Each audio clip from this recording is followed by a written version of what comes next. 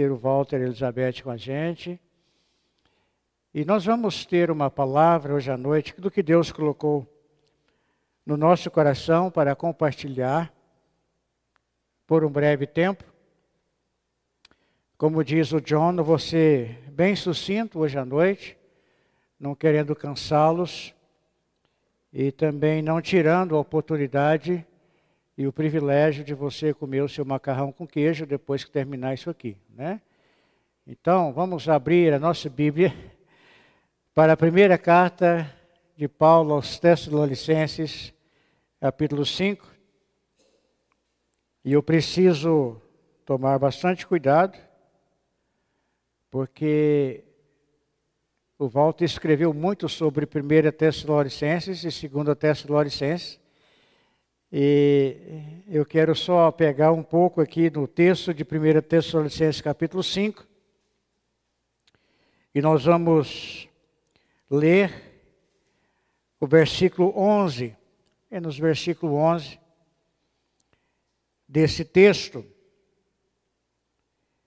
Paulo está escrevendo esta epístola e ele vem tratando de um assunto muito importante nos capítulos que antecedem.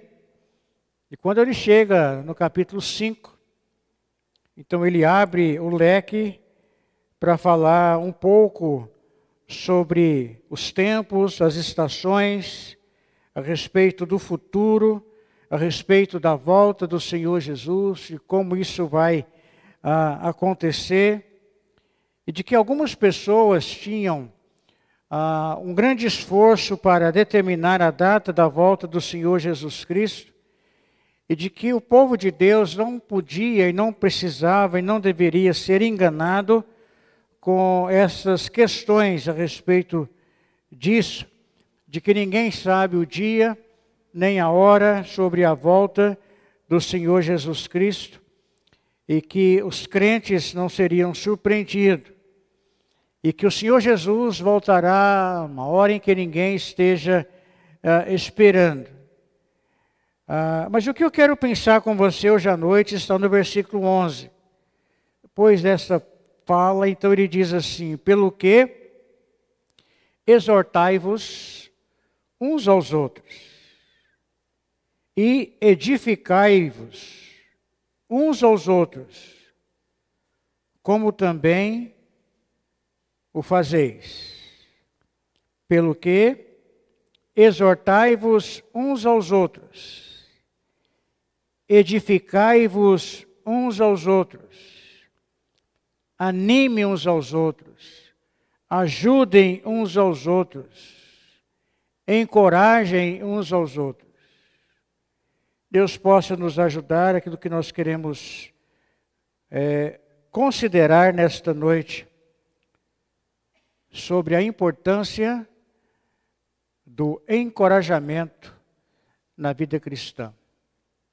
A importância do encorajamento na vida cristã. Paulo está trazendo esta fala aqui de que animar, ajudar, encorajar, essa talvez seja uma das maiores tarefas de nós como cristãos. Ajudar, animar, encorajar. Uma tarefa muito importante para cada um de nós. Talvez é mais fácil desencorajar do que encorajar. Talvez seja mais fácil desanimar alguém do que animar alguém. Talvez seja mais interessante deixar de ajudar alguém do que ajudar alguém. E nós precisamos entender de que as igrejas, de que as famílias, de que os lares deveriam ser hospitais para os emocionalmente feridos, para os angustiados, para os discriminados, para os desajustados, para os desanimados. Eu creio, irmãos e irmãs, que não há ninguém, todos nós, precisamos de alguém que nos ajuda, que nos anima, que nos encoraja. Porque os dias em que nós estamos vivendo são dias desencorajadores. O que nós ouvimos, o que nós vimos, não nos anima em nada. Se você olhar para toda a situação mundial, você não vai ficar animado. Outro dia, conversando com um irmão querido, ele disse, olha, eu não sei o que está acontecendo, mas está morrendo muita gente. O povo de Deus está morrendo, e morre jovens, morre adultos, morre pessoas idosas, é muita doença para tudo quanto é lado. Como que isso vai acontecer? E meus amados, eu e você não podemos esquecer que isso está acontecendo, vai acontecer e continuará acontecendo. E que em toda a Bíblia, nós vemos as instruções de Deus para nos encorajar uns aos outros a caminhar. Precisamos prosseguir, não podemos recuar, não podemos baixar a guarda, apesar das adversidades, apesar das lutas, apesar da morte que ronda as nossas vidas, ronda as nossas famílias, ronda a família dos nossos amados irmãos e irmãs em Cristo, nós precisamos de encorajamento para prosseguir. Sabe por quê, irmãos? Nós ainda não chegamos em casa.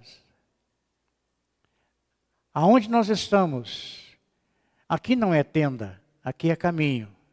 Estamos apenas passando. Precisamos prosseguir. Mas o interessante é que nós precisamos encorajar uns aos outros, porque há muitos irmãos e irmãs que têm deixado de correr a vida cristã na linha de frente e têm passado para a arquibancada. Têm observado a corrida. Não, irmãos, vamos voltar para cá, vamos voltar para a linha. Precisamos correr. Nós não podemos olhar do nosso lado, nós não podemos olhar para trás, nós não podemos olhar para baixo, nós precisamos olhar para cima, precisamos olhar para frente, porque nós precisamos caminhar. Temos que continuar. Paulo, escrevendo aos Filipenses, ele fala que a nossa pátria, a nossa cidadania está nos céus. Então, se nós não somos daqui, e quando Jesus fala na sua oração sacerdotal, no Evangelho de João, capítulo 17, ele fala que, olha, eles não são do mundo, como eu no mundo não sou. Então, se nós não somos do mundo, nós estamos apenas passando, nós não podemos nos preocupar e ficar aqui achando que as coisas vão melhorar, que as coisas vão clarear. Em toda a Bíblia, nós vemos instruções para encorajar uns aos outros. Vemos versículos destinados a nos encorajar. Então, eu queria que nessa noite você entendesse que o encorajamento é necessário para a nossa caminhada de fé. O encorajamento é necessário para a nossa caminhada de fé. Porque aflições, decepções, dificuldades nós vamos encontrar em todos os lugares. E quando Jesus fala aos seus discípulos sobre isso, Jesus não evitou contar aos seus discípulos sobre os problemas que eles iam enfrentar. Quando no cenáculo ele passa as instruções para eles, quando lá no Evangelho de João, capítulo 16, ele fala das aflições que eles iam enfrentar, dos desafios que eles iam enfrentar. O Senhor Jesus não floreou as coisas. Não. Jesus abriu o jogo com eles. Jesus foi claro, olha, a coisa vai ser ferrenha, a luta vai ser travada. vocês vão ter adversidades, vocês vão ter problemas, vocês vão ter lutas, vocês vão enfrentar. E na verdade, ele lhes disse que o mundo ia odiar eles. No Evangelho de João, capítulo 15, verso 18 a 21, Jesus falou: o mundo vai odiar vocês. O mundo não vai estender um tapete vermelho para vocês. Não. O mundo vai odiar vocês. Então, essa previsão sombria de Jesus, ela foi temperada com alegria. E ele seguiu a sua previsão de problemas, de dificuldades, com palavras de encorajamento. Olha, vocês vão passar por tudo isso, mas tenham de bom ânimo. Gente, eu acho que é um grande desafio quando Jesus fala: olha, vocês vão passar por isso, mas tenham de bom ânimo. Gente, como ter ânimo quando você está enfrentando adversidades, lutas, problemas? Mas sabe, irmãos, às vezes, quando nós enfrentamos essas lutas e esses problemas, nós esquecemos quem nós somos. Esquecemos. E quando Pedro escreve na sua carta, 1 Pedro capítulo 2, verso 10, ele diz: olha, vós, que em outro tempo não erais povo, mas agora sois povo de Deus. E quando ele fala isso, que nós somos povo de Deus, significa que nós temos Deus ao nosso favor. Significa que nós temos o Espírito Santo habitando dentro de nós. Significa que nós temos o Espírito Santo que intercede por nós, que nos assiste nas nossas fraquezas e que intercede por nós com gemidos inexprimíveis. Gente, é maravilhoso saber que às vezes nós não temos vontade nem de orar, mas apenas de gemer na presença do Senhor. E o Espírito Santo, que conhece todas as línguas de todas as nações, ele interpreta apenas os nossos gemidos e nos leva diante do Pai, e intercede, e nos assiste, e nos encoraja para podermos caminhar. Então Jesus venceu, e Ele é o maior incentivador, encorajador, que pode nos encorajar. Mas eu quero andar com você rapidinho e dizer para você nesta noite que sem encorajamento as dificuldades se tornam sem sentido. E nossa vontade de continuar, ela vai diminuir.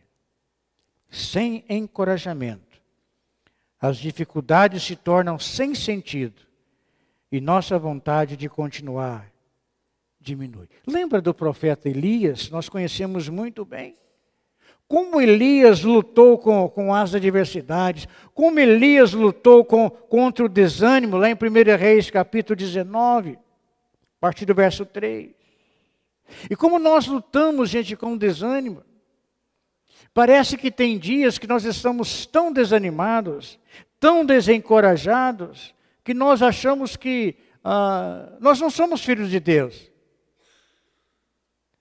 E é tão bom quando você abre o Hinos e Cânticos, você olha para aquele texto que diz assim: rica verdade, Jesus é meu. Crucificado por mim morreu. Já ressurgido junto com Deus, vive por mim na glória dos céus. Nós cantamos: filhos de Deus, que alegre verdade, livres do jugo à felicidade, livres da morte e da perdição, livres da eterna perdição. Somos filhos de Deus. Não podemos esquecer disso. Somos habitados pelo Espírito Santo. E é importante que na nossa luta aqui, você sabe disso, não é contra a carne, não é contra o sangue, nós já falamos sobre isso, mas é contra as forças espirituais do mal nas regiões celestiais. E às vezes o desânimo bate, porque essa verdade torna o encorajamento ainda mais importante.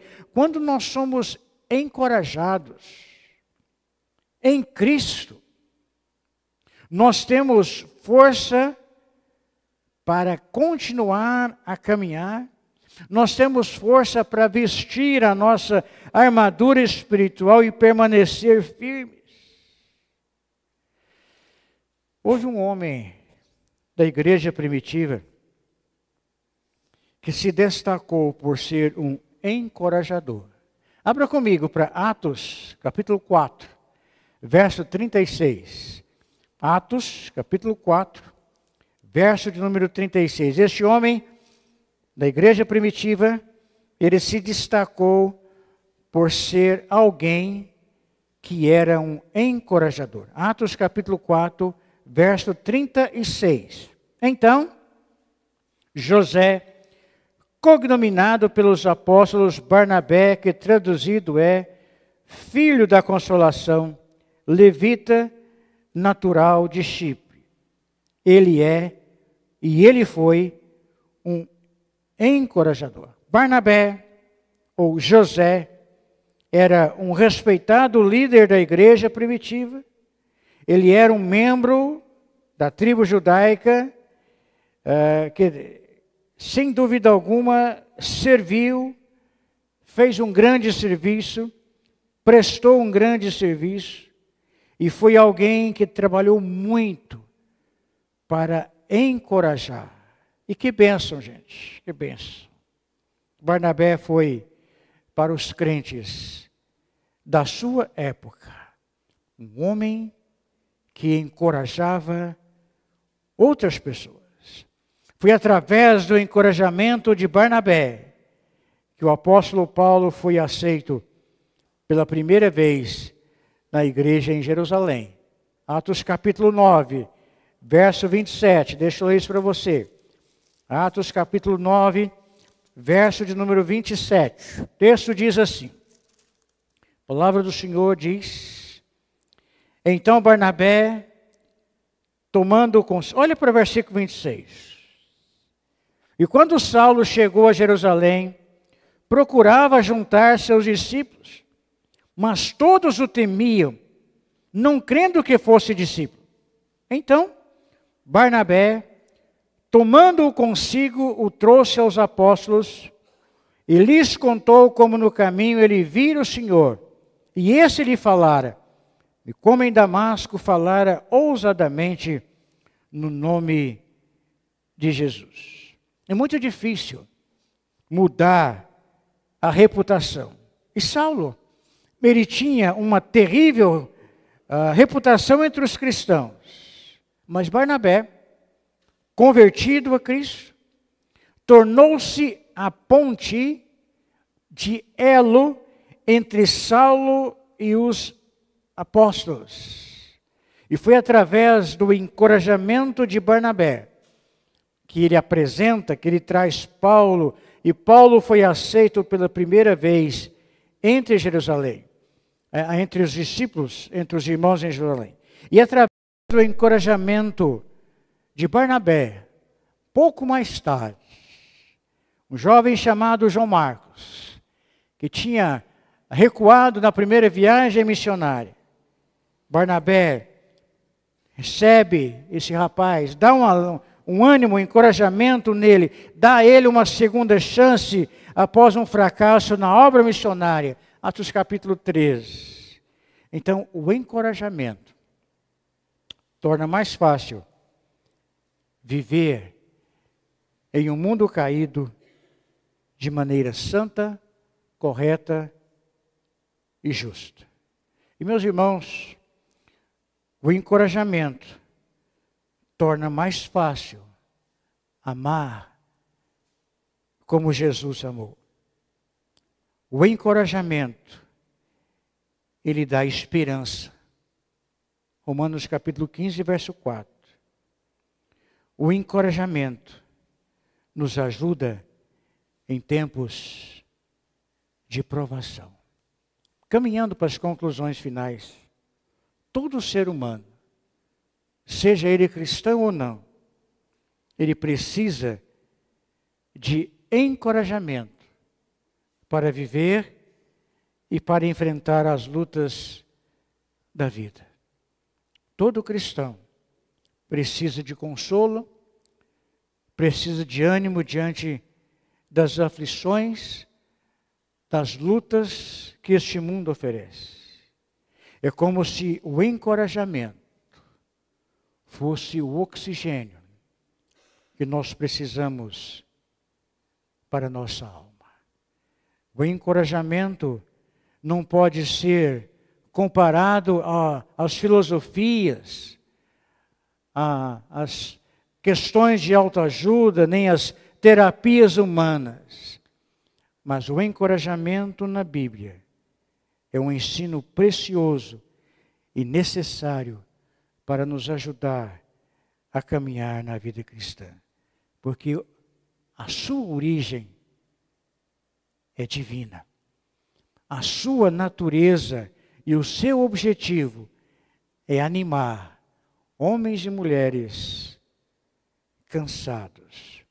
Então, concluindo, o encorajamento nutre a paciência e a bondade.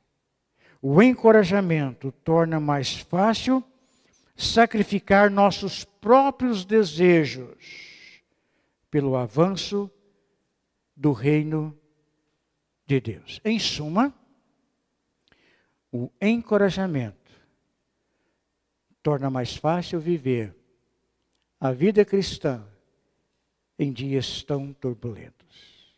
Então, meu irmão, minha irmã, nesta noite, volte para casa sabendo que, sem encorajamento, a vida logo se torna difícil, inútil e pesada. Sem encorajamento, podemos ser esmagados pelas dores muito reais de nossas vidas. Sem encorajamento, pensamos e começamos a pensar que Deus é um mentiroso, que Deus não se preocupa com o nosso bem-estar, e por causa disso, a Bíblia me diz então que eu preciso encorajar uns aos outros e lembrar, cada um de nós, da verdade que Deus nos ama. Que Deus me ajude e ajude você a ser alguém que vai encorajar, que vai animar, que vai dar uma palavra de consolo a outras pessoas. Porque o encorajamento da Bíblia nos dá a vontade de continuar a encorajar uns aos outros, a experimentar uma vida abundante e entender com certeza de que o nosso tempo aqui é passageiro. Que eu e você tenhamos vontade de compartilhar esse encorajamento uns aos outros, com esperança, com capacidade, com discernimento. Que Deus possa me ajudar e ajudar você sem dúvida alguma. Amém? Vamos colocar de pé. Vamos falar com Deus. E o Walter vai ficar sentado e vai orar. Pode orar sentado, Walter. Sim? Vamos orar.